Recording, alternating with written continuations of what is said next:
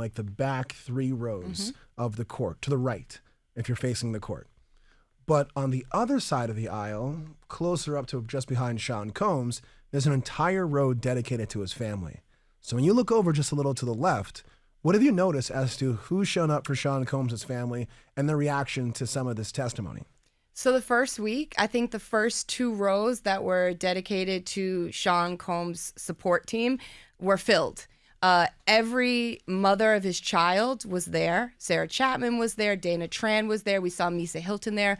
We saw his 3 sons. We saw his 2 twin daughters, and we saw his daughter Chance. The only child of his that wasn't here is his toddler child, family, Janice Combs. And then as the week went on, things started to trickle off. We know that his daughters had some things going on with high school and prom, so that's why they weren't there. But now it's basically Janice Combs has a standing seat in that courtroom. One day I saw Combs turn to his mother at the end of court, and he mouthed to her, "See you tomorrow." And she said, "Yeah." And she said, "Every day." And he mouthed back to her, "Every day." Oftentimes he's turning around at the beginning of court, checking to see if they're there yet.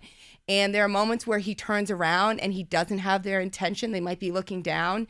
One time he was looking at his mom, and he waited for her to look up to make eye contact. And he often does the heart with his hands, and he'll blow her kisses. And one time he said, "Love you, mama." I think it's really an opportunity for him to connect with his children in these moments. He's often having, brief little conversations with his sons. They're smiling, laughing in these sidebars and breaks and at the end of court. So this is really his connection to his family every day in court. So a lot of the drama happens inside, where the witnesses are testifying, the attorneys are arguing. But we've seen a lot of drama outside the well of the court, where someone actually got thrown out of the courtroom and even outside the court. Can you talk to us about that? So this past week, it was probably one of the wildest days we've seen in court. You'll hear random outbursts from people saying things aloud or responding to the testimony. They are immediately removed by the court officers because nobody wants the jury to be influenced or there to be any disruptions in court. But what happened this week was there is a woman who is known to us on the media line. She comes in with the public, and she typically is in the overflow room.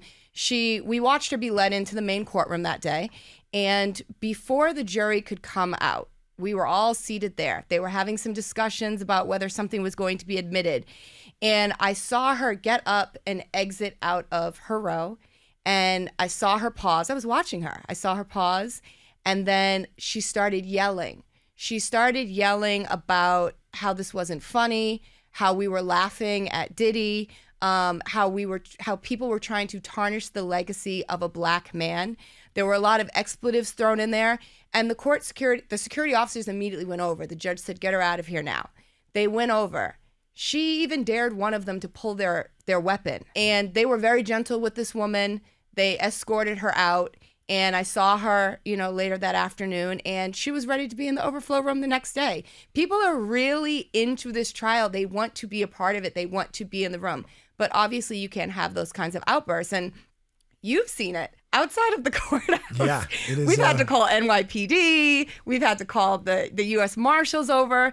There is a cast of characters that are there between the bloggers, the YouTube personalities, just everyday New York people that are like, what's happening? Diddy's in there, and then they stop, and everybody wants to wait for the kids to come out and the mom to come out and catch them going into the Sprinter. It is a spectacle on a daily basis. Cast of characters is definitely the way I would describe it. But I think most people would agree, the most important people in the room are the jury. And so what are you seeing of them as they react to testimony, outbursts, the arguments, everything? So I've been quite surprised to see how expressive some of the jurors in particular are. There's been particular testimony that I have seen jurors smirk at, laugh at, roll their eyes at. There are jurors that are not hiding their feelings on their faces. And we're also seeing during sidebars, jurors whispering behind notebooks, jurors talking, jurors laughing. And while we obviously don't know what they're talking about, it's just interesting to see them speaking during the court proceedings when the judge is off with the defense and the prosecution in a sidebar. But we are absolutely seeing some of these jurors express one way or another how